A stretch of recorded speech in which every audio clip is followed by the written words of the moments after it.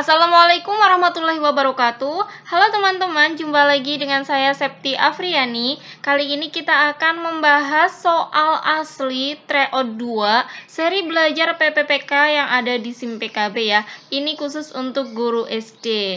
Nah, karena soalnya banyak, jadi nanti aku bakal buat menjadi beberapa part. Ini untuk yang part satunya dulu. Jadi buat teman-teman jangan lupa untuk nyalakan loncengnya. Jadi ketika part 2-nya udah rilis, teman-teman bisa langsung nonton videonya.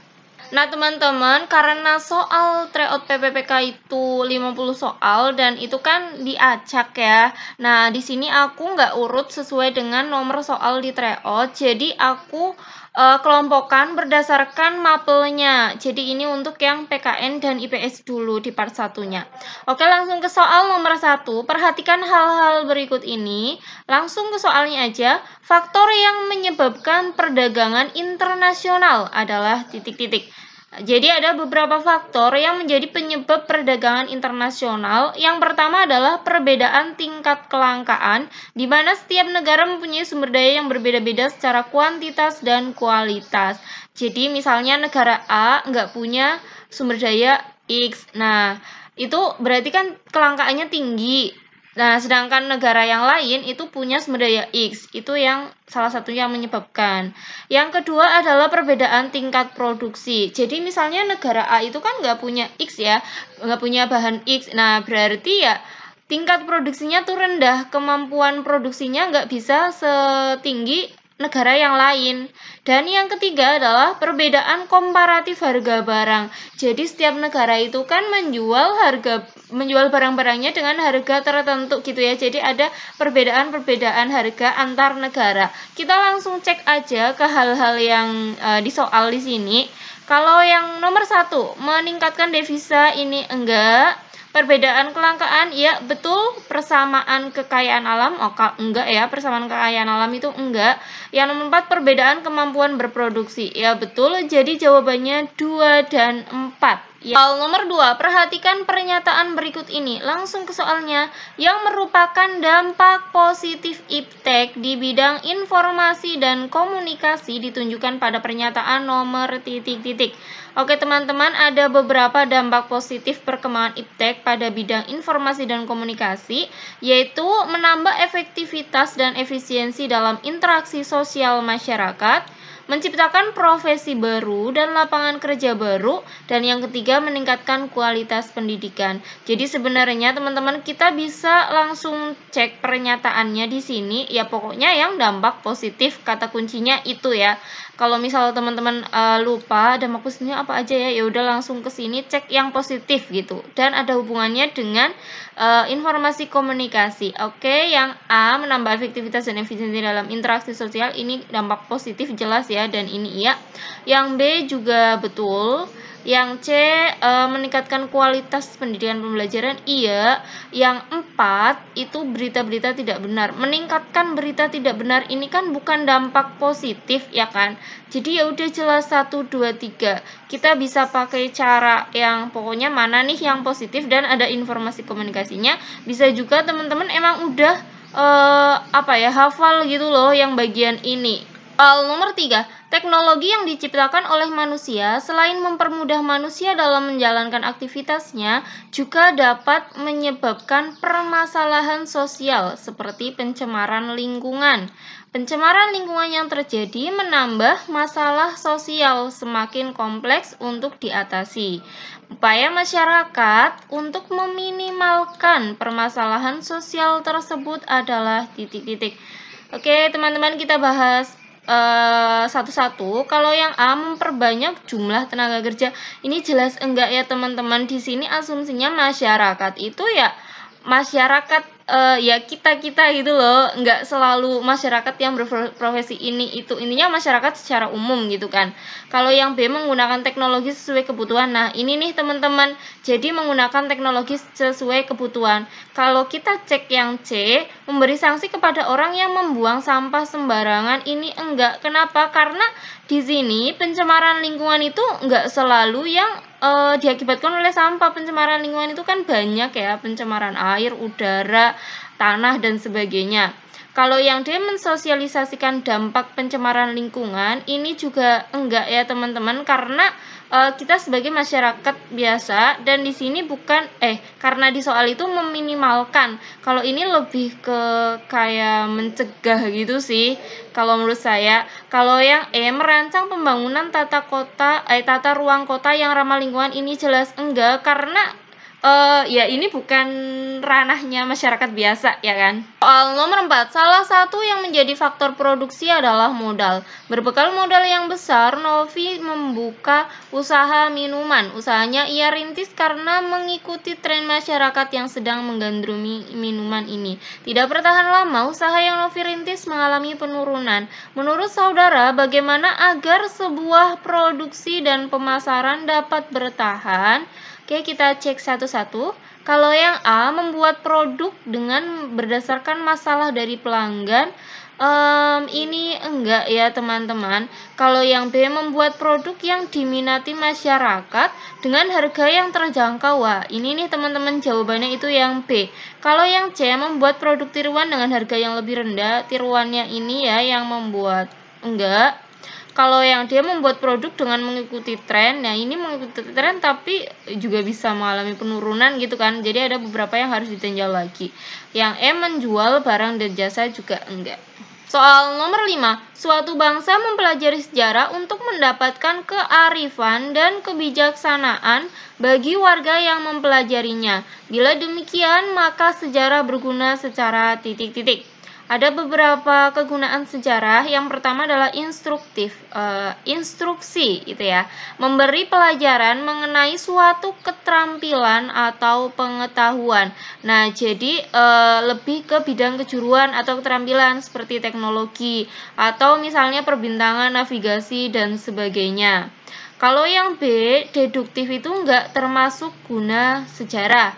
Kalau yang C, edukatif. Edukatif itu adalah memberikan kearifan dan kebijaksanaan bagi yang mempelajarinya, karena semangat yang sebenarnya dari mempelajari sejarah adalah nilai kemanusiaan. Jadi kalau kita belajar sejarah, secara tidak langsung kita belajar tentang nilai kemanusiaan. Nah, karena belajar nilai kemanusiaan ini, maka kita bisa menjadi orang yang lebih arif dan bijaksana. Kalau yang inspiratif, ini jawabannya yang C ya teman-teman, berdasarkan soal. Kalau yang inspiratif itu memberikan ilham atau semangat. Tindakan-tindakan kepahlawanan dan peristiwa gemilang di masa lampau dapat mengilhami kita pada taraf perjuangan yang sekarang, supaya kita menciptakan peristiwa yang besar juga. Jadi menginspirasi kita untuk semangat berjuang untuk menciptakan sesuatu yang besar, yang seperti pada masa lampau, kejayaan, kegemilangan seperti itu. Dan yang selanjutnya adalah guna rekreatif, itu memberi pemikiran dan bayangan seseorang pembaca pada suatu era sebelum pembaca ada dan seakan mengetahui peristiwa secara langsung. Memberikan kesenangan atau hiburan estetika karena bentuk, susunan, kronologi, dan alur kisahnya. Jadi rekreatif itu kalau kita membaca sejarah itu kan kita membayangkan keadaan walaupun kita pada saat itu tuh belum ada gitu kan, belum lahir. Jadi dan seakan kita itu mengetahui peristiwanya secara langsung. Nah, karena itu maka kita bisa menjadi terhibur, timbul kesenangan atau hiburan gitulah ya, karena kalau sejarah itu kan ada alurnya, ada kisahnya, ada ya kronologisnya gitu. Nah, buat temen-temen guru SD boleh banget ikutan tryout gratis. Nanti tuh tryoutnya terdiri atas 50 soal, yaitu soal pedagogik, matematika, IPA, IPS, PKN, dan bahasa Indonesia. Soal-soal di sini tuh udah disesuaikan dengan soal tryout 1, tryout 2, guru belajar seri PPPK, dan juga sudah menyesuaikan dengan modul yang ada di seri PPPK. Nah, teman-teman untuk mengikuti cukup share info ini ke satu grup guru atau CPNS atau PPPK, kemudian upload di link pendaftaran. Nanti linknya ada di deskripsi video. Soal nomor 6, suatu tempat yang berada di muka bumi yang mencakup sebagian atau seluruh muka bumi dan merupakan tempat tinggal makhluk hidup. Pernyataan tersebut menunjukkan pengertian dari titik-titik. Oke, kita bahas satu-satu. Kalau yang A, Ruang itu adalah tempat di permukaan bumi, baik secara keseluruhan maupun hanya sebagian yang digunakan makhluk hidup untuk tinggal. Jadi jawabannya itu yang A ya teman-teman, ruang atau tempat. Nah, kalau yang B, waktu, itu adalah seluruh rangkaian saat ketika proses, perbuatan, atau keadaan berada atau berlangsung. Kalau habitat itu adalah tempat hidup makhluk hidup untuk memenuhi kebutuhan dalam hidupnya. Kalau planet, ya planet gitu ya, bumi, Mars, Jupiter gitu. Kalau ekosistem itu adalah interaksi atau hubungan timbal balik antara organisme makhluk hidup dengan lingkungan sekitarnya. Nomor 7, bersedia mengorbankan waktu, tenaga, pikiran, dan harta benda untuk kepentingan umum sehingga pada saatnya nanti siap mengorbankan jiwa raga bagi kepentingan bangsa dan negara. Salah satu indikator rela berkorban bagi bangsa dan negara adalah titik-titik. Nah, teman-teman, jadi rela berkorban itu ada beberapa indikator ya. Yang pertama itu bersedia mengorbankan waktu, tenaga, pikiran untuk kemajuan bangsa dan negara. Yang kedua, siap membela bangsa dan negara dari berbagai macam ancaman. Yang ketiga, memiliki kepedulian terhadap keselamatan bangsa dan negara. Yang keempat, memiliki jiwa patriotisme terhadap bangsa dan negara. Yang kelima, mendahulukan kepentingan bangsa dan negara di atas kepentingan pribadi dan atau golongan. Jadi kita bisa ambil kata kuncinya ya teman-teman, mengorbankan waktu, terus ini siap membela negara, terus peduli terhadap keselamatan, ya kan. Terus ada jiwa patriotisme dan ada mendahulukan kepentingan. Berarti yang mana nih teman-teman jawabannya? Yang A, kebenaran dan kenyataan tentang negara, ini enggak, siap membela. Nah, ini nih teman-teman jawabannya itu yang B. Soal nomor 8, bacalah pernyataan berikut. Cara memperoleh kewarganegaraan Indonesia menurut UU nomor 12 tahun 2006 adalah titik-titik. Kita bisa lihat sebenarnya ya teman-teman di sini yang kayak nggak mungkin banget itu kan pembelian ya kan. Nah, jadi yang nomor 3 itu udah jelas salah. Nah, berarti jawabannya itu pasti yang E. Cuman kita bahas dulu ya teman-teman, cara memperoleh kewarganegaraan Indonesia menurut UU nomor 12 tahun 2006 itu bisa melalui kelahiran, yaitu ya anak yang lahir di dari pasangan WNA, WNI dan sebagainya, ada banyak banget ya ketentuannya. Kemudian pengangkatan itu misalnya sepasang suami istri itu salah satu WNA atau WNI atau dua-duanya WNI, itu mengangkat anak. Kalau permohonan berarti dia mengajukan permohonan ke pemerintah. Pemberian kewarganegaraan itu ya contohnya orang itu sudah berjasa ke negara Indonesia, maka pemerintah itu memberikan kewarganegaraan. Kalau perkawinan itu ya berarti karena misalnya orang asing nikah dengan orang Indonesia. Kemudian berarti tinggal di Indonesia tuh. Nah, terus kemudian yang orang asing itu mengajukan kewarganegaraan. Soal nomor 9, pada hakikatnya kebinekaan yang terjadi di Indonesia merupakan sebuah potensi sekaligus tantangan. Dikatakan sebagai sebuah potensi karena titik-titik. Nah, teman-teman kita bahas satu-satu. Kalau yang A, mudah tumbuhnya perasaan kedaerahan yang amat sempit, itu masuk ke tantangan. Kalau yang B, membuat penduduk Indonesia berbeda pendapat yang lepas kendali. Ini nih lepas kendali, berarti yang tantangan. Kalau yang C, dapat menjadi ledakan yang akan mengancam integrasi nasional, itu juga masuk ke tantangan. Kalau yang D, memiliki kekayaan yang melimpah, baik kekayaan alam maupun kekayaan budaya, wah ini jelas masuk ke potensi. Jadi jawabannya yang D. Soal nomor 10, bacalah pernyataan di bawah ini. Langsung ke soalnya. Fokus pembelajaran pendidikan Pancasila dan kewarganegaraan adalah membentuk moralitas siswa. Oleh karena itu, dalam pembelajaran perlu memperhatikan titik-titik. Jadi untuk proses pembelajaran itu perlu memperhatikan beberapa hal, yaitu pengembangan proses pembiasaan, kematangan moral, dan penguasaan pengetahuan kewarganegaraan. Jadi yang mana nih teman-teman? Kalau yang A, yang nomor 1 penguatan budaya, ini enggak. Terus yang nomor 2 pengembangan proses pembiasaan betul, kematangan moral betul. Yang nomor 4, penguasaan pengetahuan kewarganegaraan, ya betul ya. Kemampuan berpikir dan menalar, enggak, karena ini ke moralitas kan. Berarti jawabannya itu yang 2, 3, 4, yang D. Soal nomor 11, kedudukan Pancasila sebagai ideologi bangsa Indonesia merupakan suatu realitas yang sifatnya titik-titik dalam sejarah perjuangan bangsa. Ini kedudukan Pancasila ya, berarti udah pasti nih, udah ya jelas banget, nggak bisa dibantah. Jawabannya itu yang tidak bisa dibantah. Soal nomor 12, Indonesia merupakan negara kepulauan dan memiliki kondisi alam yang berbeda-beda, seperti dataran tinggi atau pegunungan, maupun dataran rendah atau pantai, sehingga masyarakat yang tinggal di daerah tersebut harus menyesuaikan cara hidupnya dengan alam di sekitarnya. Kondisi tersebut mengakibatkan titik-titik. Ini ya, apa sih kata kuncinya? Cara hidupnya tuh menyesuaikan lingkungan ya. Berarti kira-kira yang mana nih? Kebinekaan mata pencaharian, agama, budaya, ras, atau suku bangsa. Pasti udah dapet lah ya, kira-kira mau pilih mana. Cuma kita bahas dulu satu-satu. Kalau yang A, kebinekaan mata pencaharian, itu intinya kondisi alam di Indonesia kan beda-beda. Nah, dan masyarakat itu harus menyesuaikan cara hidupnya tuh menyesuaikan kondisi alamnya.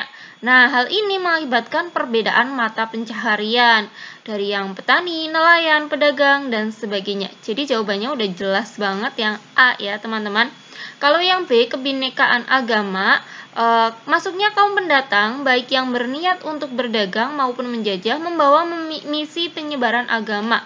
Nah, ini mengakibatkan kebinekaan agama. Ada yang Islam, Kristen, Katolik, Protestan, Hindu, Buddha, Konghucu, serta aliran kepercayaan. Jadi intinya kaum pendatang masuk, nah terus ada penyebaran agama. Kalau yang C, kebinekaan budaya, itu masuknya kaum pendatang mengakibatkan kebinekaan budaya di Indonesia, sehingga budaya tradisional berubah menjadi budaya yang modern tanpa menghilangkan budaya asli. Intinya ada kaum pendatang yang masuk, nah terus budaya Indonesia jadi berubah deh. Kalau yang kebinekaan ras, itu letak Indonesia itu kan sangat strategis, sehingga Indonesia itu menjadi tempat persilangan jalur perdagangan. Banyaknya kaum pendatang ke Indonesia itu akan mengakibatkan kebinekaan ras. Ada Papua Melanesoid, ras Wedoid, ras Malayan Mongoloid.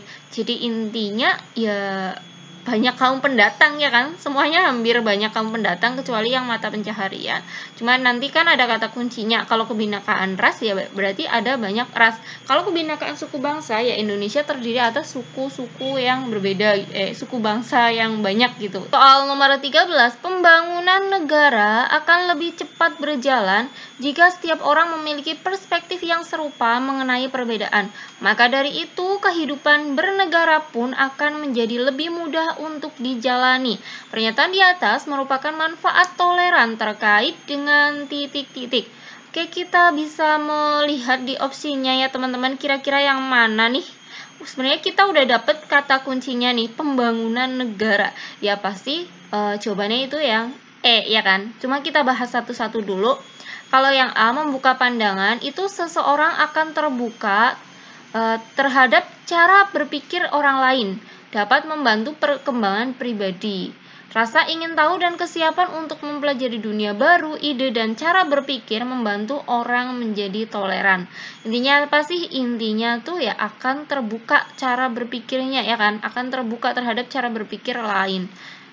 Kalau yang B, menguatkan tali persaudaraan itu dengan menghargai orang lain dan memberikan rasa kasih sayang yang sama terhadap setiap perbedaan sehingga timbul rasa persaudaraan. Kalau menguatkan iman ya menghargai dan menghormati agama lain. Intinya tentang agama nanti. Kalau yang D, menguatkan rasa nasionalisme itu memiliki cinta yang tinggi terhadap tanah airnya. Ini intinya cinta tanah air gitulah ya. Kalau mendukung pembangunan, itu pembangunan negara akan menjadi lebih cepat berjalan. Sebab setiap orang akan memiliki perspektif yang serupa mengenai perbedaan. Maka dari itu kehidupan bernegara pun akan menjadi lebih mudah untuk dijalani.